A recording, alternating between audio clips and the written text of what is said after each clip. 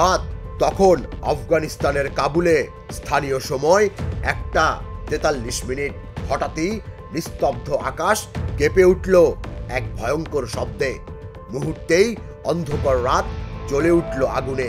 কয়েক সেকেন্ডের মধ্যেই শহরের উপকণ্ঠে একটি গাড়ি পরিণত হলো ধ্বংসস্তূপে। স্থানীয়রা বলছেন দুটি বিকট শব্দ, তারপর আগুনের গোলা। কিন্তু কে ছিলেন সেই গাড়িতে? সবাই যখন অনুমান করছে এটি হয়তো কোনো সাধারণ বিস্ফোরণ, তখনই সংবাদ মাধ্যম পাকিস্তান অবজারভার প্রকাশ করল এক চাঞ্চল্যকর খবর। এই হামলায় টার্গেট ছিলেন পাকিস্তান তেহরিকি তালিবান টিটিপির প্রধান নুরু আলী মেসুদ। সূক্ষ্ম, নিখুঁত, গোপন অপারেশন, একেবারে যেন সিনেমার দৃশ্য। বলা হচ্ছে কাবুলের মধ্যেই টিটিপি প্রধানের গাড়ি লক্ষ্য করে চালানো হয় পাকিস্তান বিমান বাহিনীর প্রিসিশন স্ট্রাইক।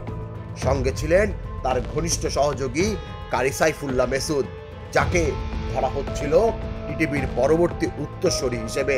দুজনেরই মৃত্যু হয়েছে বলে গুঞ্জন, তবে সরকারিভাবে কেউ তা নিশ্চিত করতে পারেনি।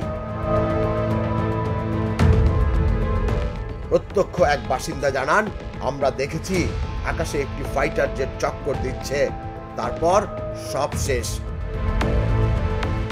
আফগান তালেবান সরকারের মুখপাত্র জাবিউল্লাহ মুজাহিদ যদিও সবাইকে আতঙ্কিত না হওয়ার আহ্বান জানান, কিন্তু কাবুলবাসীর মুখে এখনো প্রশ্ন, এটা কি পাকিস্তানের প্রতিশোধ নাকি এক নতুন গোপন যুদ্ধের শুরু? এদিকে পাকিস্তানের ডিজিএফআই প্রধান লেফটেন্যান্ট জেনারেল আহমেদ শরীফ শুক্রবার সকালে সদর দপ্তরে এক জরুরি সংবাদ সম্মেলন ডাকেন। সবাই অপেক্ষায় আছে আজকে তিনি প্রকাশ করবেন অপারেশন কাবুল নাইটের গোপন সত্য।